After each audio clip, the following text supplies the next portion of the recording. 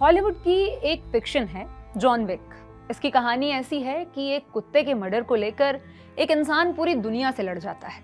कहानी जबरदस्त थी, लेकिन आज हम आपको एक ऐसी क्राइम की कहानी सुनाने जा रहे हैं जो बिल्कुल सच्ची है, लेकिन हॉलीवुड फिक्शन से काफी अलग। इसमें एक पालतू जानवर ने पूरे केस को ही पलट दिया। क्राइम की ये ऐसी कहानी है जिसने पुलिस डिपार्टमेंट का दिमाग घुमा कर रख दिया। इमेजिन कीजिए, एक घर है, 2 लाशें, 14 खौफनाक घाव, लेकिन कातिल का कोई सुराग नहीं। पुलिस बिल्कुल क्लूलेस थी, लेकिन केस को सॉल्व करने का प्रेशर भी था। केस सॉल्व भी हुआ, लेकिन पुलिस वालों की वजह से नहीं, बल्कि इस केस को सॉल्व करने में सबसे ज्यादा हेल्प की पिंजरे में बंद एक तोते ने। जी हाँ, एक पालतू तोता जिसने अदालत से लेकर पुलिस स्टेशन तक का सिस्टम हिला दिया।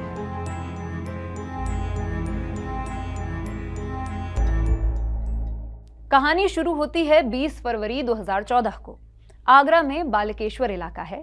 यहाँ शहर के एक जाने माने पत्रकार विजय शर्मा का घर था। परिवार में विजय के साथ उनकी पत्नी, उनके 2 बच्चे और उनके पिता थे। घर में 2 नॉन ह्यूमन फैमिली मेंबर्स भी थे, एक पालतू कुत्ता और एक तोता। सभी साथ रहते थे। बड़ा ही हंसता खेलता परिवार था। लेकिन 20 फरवरी 2014 को इस परिवार के साथ जो हुआ, उसका गम आज तक परिवार में है। उस रात विजय शर्मा को एक परिचित के घर शादी में जाना था। वो अपने बच्चों के साथ शादी अटेंड करने के लिए फिरोजाबाद गए थे, लेकिन जब वो लौटे तो घर में सब कुछ बर्बाद हो चुका था।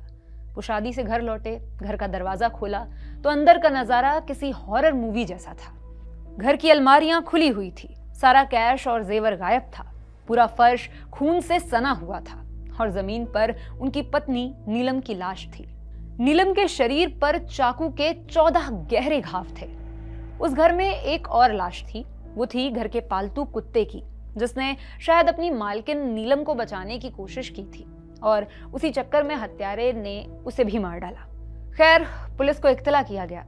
पुलिस मौके पर पहुंची, क्राइम सीन इन्वेस्टिगेशन शुरू हुई। लेकिन यहाँ पुलिस को एक बहुत बड़ा झटका लगा। घर के किसी भी दरवाजे या खिड़की का ताला टूटा हुआ नहीं था। देखिए, क्राइम की दुनिया का एक बेसिक रूल है, अगर घर में फोर्स्ड एंट्री नहीं है तो इसका मतलब है कि कातिल कोई ऐसा है जो घर का ही था या परिचित था। इस केस में भी पुलिस के सामने यही थ्योरी थी कि हत्यारा घर का ही कोई अपना था, कोई ऐसा जिसे नीलम जानती थी, कोई ऐसा जिसने दरवाजा खटखटाया और नीलम ने खुद गेट खोला, कोई ऐसा जिसे शायद चाय पानी के लिए भी अंदर बैठाया गया। खैर, पुलिस ने अपनी थ्योरी बनाई, मेंशन किया कि मोटिव था लूटपाट। लेकिन सवाल ये था कि आखिर कातिल को ये कैसे पता चला कि घर का मुखिया यानी विजय घर में नहीं है? उसे कैसे पता चला कि जेवर और कैश किस अलमारी में रखे हुए हैं? अब पुलिस की रडार में जान पहचान वाले लोग आए। पुलिस ने पड़ोसियों से पूछताछ की, घर में सामान देने आए लोगों से पूछताछ की, रिश्तेदारों से पूछताछ की, लेकिन हाथ बिल्कुल खाली। काफी इन्वेस्टिगेशन के बाद पुलिस के पास कुछ नहीं था। वक्त बीत रहा था, केस ठंडा पड़ रहा था, पुलिस के हाथ में कुछ भी नहीं था। लेकिन तभी कहानी में ट्विस्ट आता है। विजय शर्मा खुद एक पत्रकार थे, काफी केसेस उन्होंने देखे थे, काफी समझदार इंसान भी थे। तो उन्होंने एक चीज नोटिस की। वारदात के बाद से उनका पालतू तोता एकदम चुप हो गया था। उसने खाना पीना भी छोड़ दिया था। एक दिन विजय शर्मा अपने कुछ रिश्तेदारों के साथ बैठे हुए थे और उन लोगों के नाम ले रहे थे जिन पर उन्हें शक था। जैसे ही विजय ने अपने भतीजे आशुतोष का नाम लिया। बता दें कि आशुतोष नीलम का सगा भांजा था। वो अक्सर उनके घर आता जाता रहता था। नीलम उसे अपने बेटे की तरह ही मानती थी। खैर, विजय ने जैसे ही आशुतोष का नाम लिया, वो शांत बैठा तोता अचानक से पिंजरे में फड़फड़ाने लगा। वो जोर जोर से चीखने लगा, आशु आशु आशु आशु। विजय चौंक गए।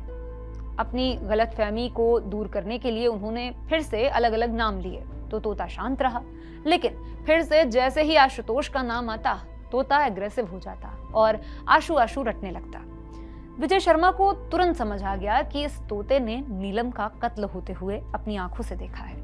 विजय सीधे पुलिस स्टेशन पहुंचे और पुलिस से कहा, मेरे तोते ने कातिल का नाम बता दिया है, आप आशु को अरेस्ट कीजिए।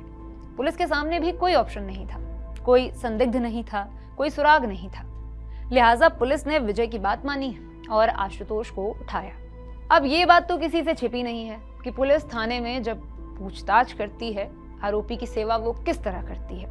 इस तरह की ना बोलने वाला इंसान भी बोलने लगता है। ऐसा ही आशुतोष के साथ भी हुआ। इंटेरोगेशन शुरू हुआ तो आशुतोष ने सब कुछ उगल दिया। अब सवाल ये था कि आखिर कत्ल क्यों किया गया। देखिए, आशुतोष को पता था कि उसके चाचा विजय शर्मा एक सफल इंसान हैं और घर में हमेशा भारी कैश और गहने रहते हैं। आशुतोष को पैसों की लालच थी। उसे घर के चप्पे चप्पे की जानकारी भी थी कि चाबियां कहाँ रखी जाती हैं और कुत्ता किस पर भौंकता है या किस पर नहीं भौंकता।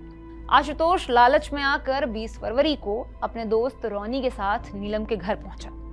नीलम ने अपने भांजे को देखकर खुशी खुशी दरवाजा खोल दिया, लेकिन जैसे ही वो लोग अंदर गए, उन्होंने चाकू निकाल लिया। जब नीलम ने विरोध किया तो उन्होंने उन पर 14 बार चाकू से वार किया। पालतू कुत्ता भौंकता हुआ आया तो उसे भी मार डाला। उन्हें लगा उन्होंने सारे सुराग मिटा दिए हैं, लेकिन वो पिंजरे में बैठे उस बेजुबान गवाह को भूल गए थे।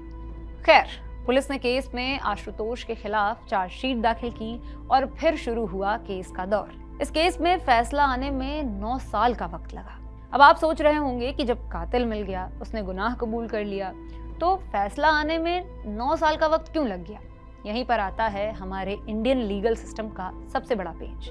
एक तो ये कि आरोपी की ओर से पुलिस के सामने अपना गुनाह कबूल किया जाना या बयान दिया जाना कोर्ट में एडमिसिबल नहीं होता है। इसके अलावा इस केस में और एक पेच था।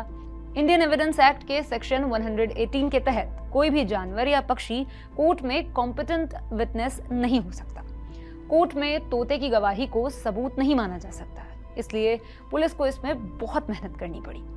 पुलिस के लिए तोते का बयान सिर्फ लीड था, कोर्ट में टिकने वाला एविडेंस नहीं। इसलिए पुलिस को केस को सर्कमस्टेंशियल एविडेंस पर बनाना पड़ा।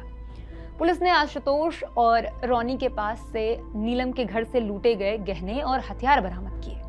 सीडीआर ने अहम रोल निभाया, क्योंकि वारदात के वक्त आशुतोष की लोकेशन नीलम के घर के पास मिली। ये सब साबित करने, गवाहों के मुकरने, वकीलों की तारीख पे तारीख और कोविड-19 की वजह से कोर्ट के चक्कर 9 साल तक चलते रहे। कोर्ट का फाइनल फैसला 2023 में आया। 24 मार्च 2023 को आगरा के स्पेशल जज ने अपना फैसला सुनाया। कोर्ट ने पुलिस की चार्जशीट, बरामद किए गए गहनों और हत्या के मोटिव को सही माना। अदालत ने सगी मामी का कत्ल करने वाले आशुतोष और उसके दोस्त रोनी को उम्र कैद की सजा सुनाई और दोनों पर 72,000 रुपए का जुर्माना भी लगाया। इस कहानी का अंत किसी को भी इमोशनल कर देगा। जिस तोते ने अपनी मालकिन के कातिल को पकड़वाया था, वो उनकी मौत का सदमा बर्दाश्त भी नहीं कर पाया। वारदात के महज 6 महीने बाद ही उस तोते ने खाना पीना छोड़कर दम तोड़ दिया। इतना ही नहीं, इंसाफ की लड़ाई लड़ते लड़ते नीलम के पति विजय शर्मा का भी नवंबर 2020 में कोरोना काल के दौरान निधन हो गया। वो अपनी आंखों से अपनी पत्नी के कातिल को सजा पाते नहीं देख सके। खैर, आगरा का ये केस सिर्फ एक मर्डर मिस्ट्री नहीं है, ये एक सबक है कि इंसान पैसों की लालच में किस हद तक टॉक्सिक हो जाता है कि वो अपने खून के रिश्तों को भी भूल जाए। कातिल आशुतोष ने सोचा था कि उसने परफेक्ट क्राइम किया था, लेकिन वो भूल गया था कि जुर्म की दुनिया में कर्म हमेशा वापस लौट कर आता है, कभी कभी एक पिंजरे में बैठे तोते की शक्ल में। आपको ये वीडियो कैसा लगा, हमें कमेंट सेक्शन में बताएं। ऐसे ही और वीडियोस के लिए देखते रहें जिंदाबाद।